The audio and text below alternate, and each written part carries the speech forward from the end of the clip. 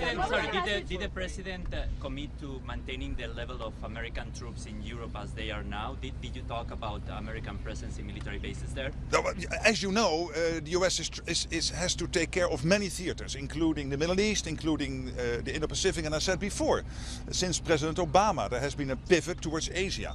The question here is, how do you make sure that the US is capable of making sure that you take care of all these areas, and at the same time that collectively we defend the Euro-Atlantic area? That's exactly what we're working on. So there is a total commitment of the US to NATO, a total commitment to the famous Article 5, an attack on one is an attack on all, but also clearly a commitment that we have to speed up the spending in Europe, do more ourselves, so that for the US it is possible for them to spend more time and resources on the Indo-Pacific, which I think is logical. Thank you.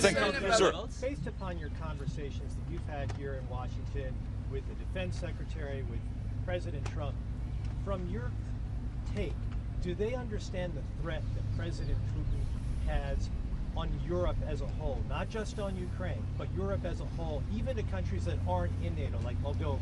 We all agree in NATO that Russia is the long-term threat to NATO territory, to the whole of the Euro-Atlantic territory. Are you concerned about Turkey? The president was asked about concessions. Are you aware of any concessions from the Ukrainians or the Russians? And should the Ukrainians be concerned that a deal won't be in their favor?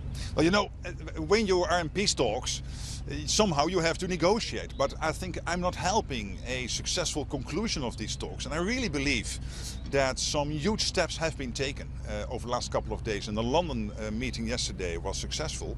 But I don't think it helps if I start to comment on itsy-bitsy bits of it. It doesn't work, so I'm not going to do that. Madam. What was your message to the president when it comes to Crimea, in terms of Ukraine keeping that or not? What was your message to the president? Again, these talks are ongoing. It doesn't work, and it doesn't help if I'm going to comment on every aspect of talks and what might be on the table or not. So I don't want to do that. I think we're going. Thank you so much. This was very special. See you next time.